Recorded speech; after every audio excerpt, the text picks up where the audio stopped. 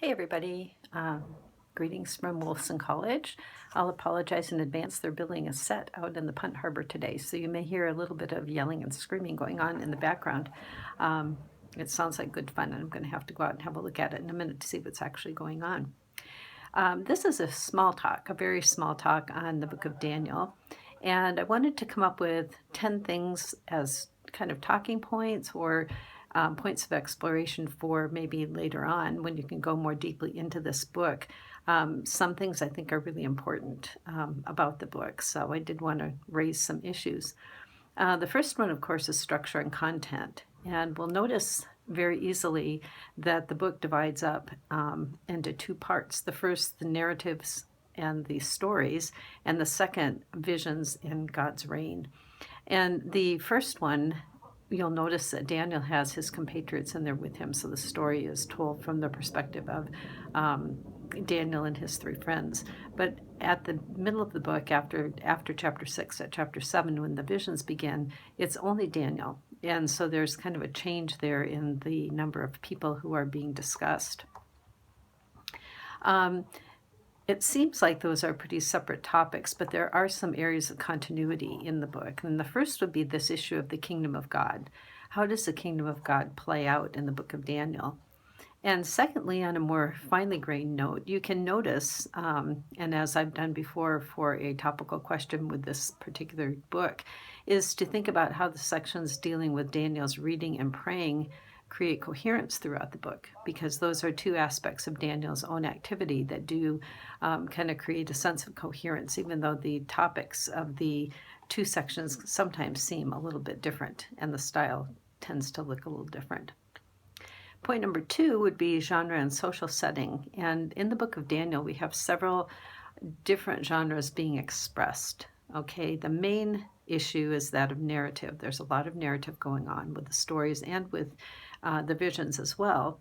But there are also prayers, sections that are proto-apocalyptic, not necessarily apocalyptic as fully developed in the book of Revelation, but we're kind of moving in that direction.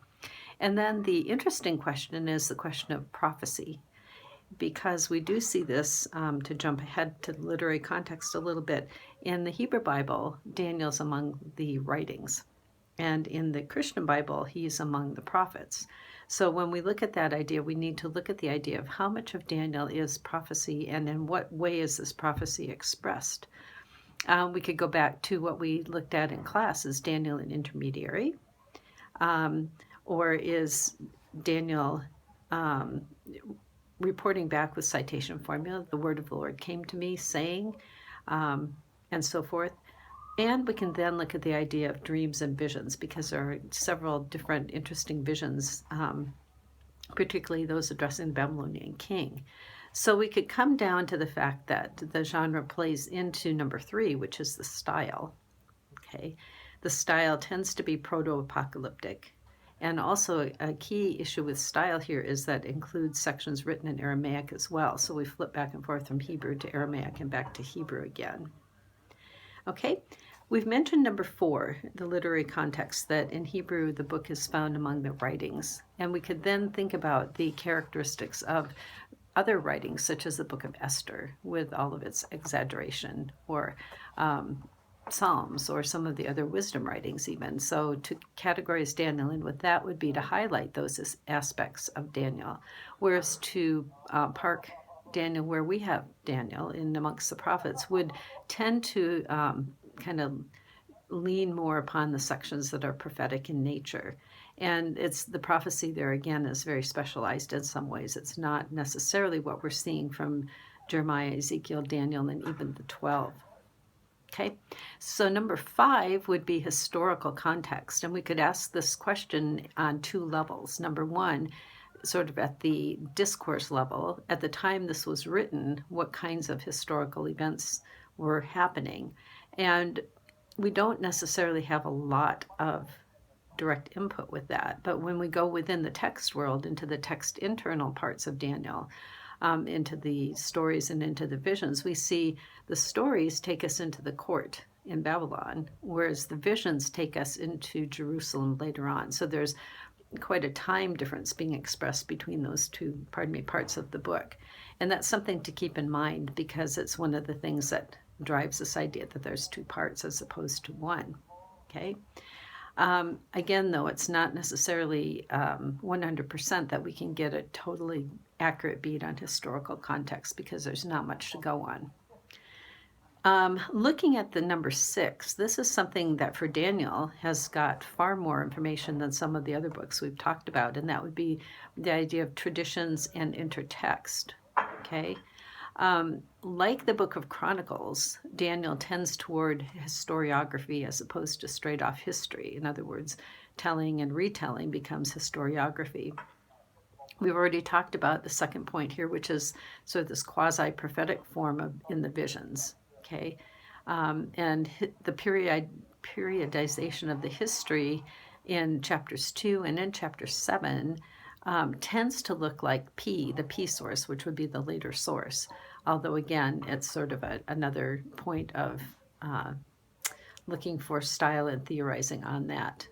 Interestingly, Goldingay observes on page 322 of his commentary on Daniel that neither of these are preoccupied with Torah obedience. So neither the stories nor the prophecies are dealing with, are you being obedient to what the Torah says, as much as we would get in, for example, the other major prophets, especially Jeremiah.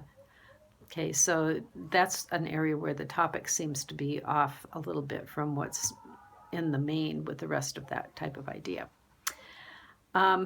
Mainly, the book is concerned with interpreting the scriptures in the light of the present situation.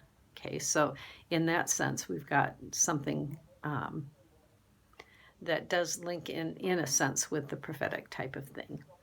Other prophetic aspects of this book and traditions and intertext would be the link with mantic wisdom or divination, which are two things that are, divination, of course, is not looked well upon by the Deuteronomist. And so the idea here that we would have some links with mantic wisdom and divination in the greater ancient Near Eastern world, for example, is something we need to consider there. Particularly because the setting of the book in the beginning is set in Babylon itself. And this takes us to number 7, which are the extra biblical and cultural aspects of the book. And this is one area of the book that's very interesting to do further study with, okay, because it does show up Babylonian, Persian, and Hellenistic ways of thinking. And these do affect how we interpret it theologically. Okay, so from the Babylonian side, we have the 4-empire scheme, which is very popular among interpreters. Who are the empires, who are the feet, who are the knees, and so forth and so on. The idea of revelation from God, the idea of pseudepigraphy, in other words, something that's written under the name of another, and this quasi-prophecy that we have going on, where it does seem prophetic and then it doesn't. So it's kind of a yes, it does, no, it doesn't kind of thing. We can't classify it firmly with the prophetic literature, but then again, there's prophetic parts to this that we have to acknowledge, okay? For Hellenistic type thinking, a little bit later, we have two very prominent ideas. Number 1 is the idea of angels, and number 2 is the dualism between good and evil. And those, of course, are things that were characteristics not of the Hebrew world, but of more of the Hellenistic world. Okay, so this takes us to different biblical and theological ideas. Okay, so I'm looking mainly from Goldingay for some of the things that he's mentioned because he's come up with some really nice things. He talks about where you start to read will tend to skew how the reading goes. Okay, and that's something we did talk about in class as well. If we start with the narratives, for example, we're going to end up in a different place than if we started with the visions. And this is because those two sections are quite different in some ways. And I agree with what he said there. So narrative versus vision. Okay, the narratives involve a God of mercy and grace who's very present with his people. Both of the narrative and the visions talk about the rule of God. But with the narratives especially, it's talking about how to thrive in heathen rule and how the rule of God is going to be present within that. And Golden Gay on page 331 says, the stories invite us to set Daniel's experience and testimony alongside stories that emerge from our political experience and see what happens. And I think this idea of the rule of God, despite heathen rule, is so spot on right now. I don't think it could be any more spot on than what I'm seeing right at this present moment, where what does it look like to be a follower of Christ in the midst of rule that no matter who it is, it seems like we have ideas out there that are running toward the heathen, and that our political experience nowadays is extremely uncomfortable. So leaning into that idea of the kingdom of God then becomes very appealing, because when we see what happens against our political ideas, it's really good to know that the kingdom of God is so diametrically opposed in some ways to that. And we can thrive within basically a heathen environment, despite the fact that we are in a heathen environment. And I would jump to that conclusion fairly quickly. Possibly not being the best example to you, who I'm always demanding that you go through all the steps before you get that far, but this just seemed to be really timely, okay? The visions, according to Golden Gay, offer an alternative portrayal of how God's rule becomes reality, one designed to help us live with history when we cannot control it. And there again, it's this already, not yet. We can live in the midst of this, even though we can't necessarily change things to what we would prefer it to be. And again, a very timely noted word there. Okay. As far as the history of interpretation goes, the four empire scheme mentioned in number 7 becomes a kind of a place where people land to do interpretation. And I would encourage you to study that, but not to get stuck there, because there are so many ways that people over time have looked at this and interpreted it that can get very stuck in the weeds with it. Okay.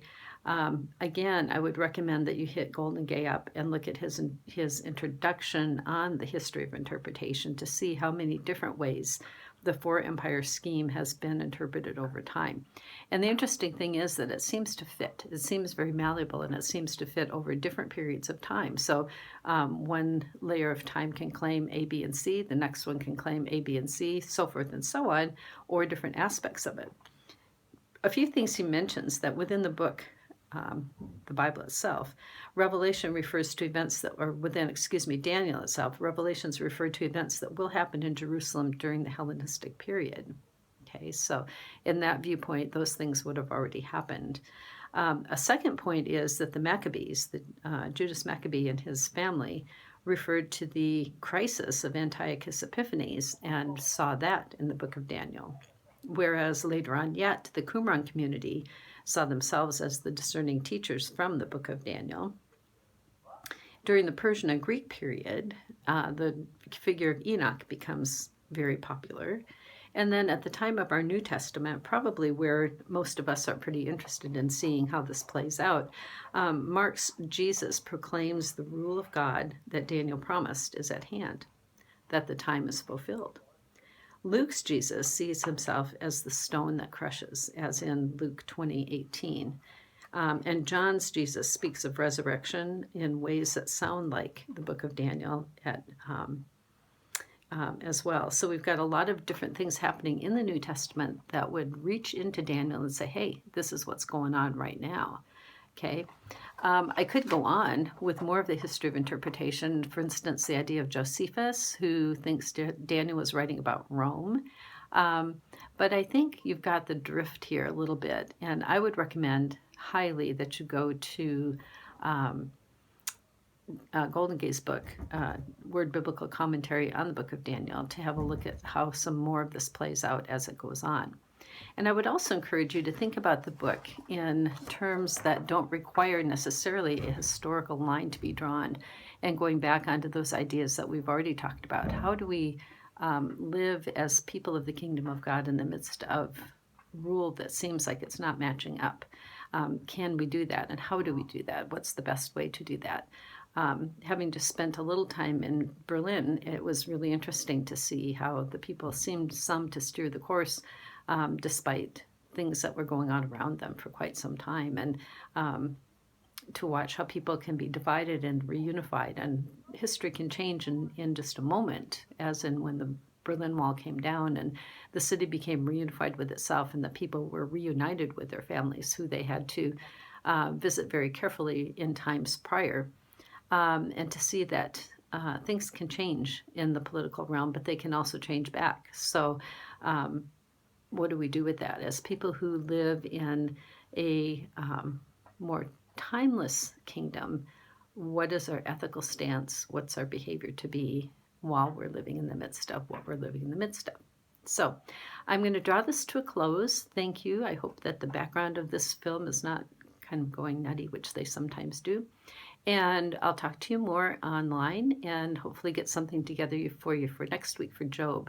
Thanks again for being a great class. I had so much fun with you guys, and I look forward to seeing your final papers. So talk to you soon. Bye-bye now.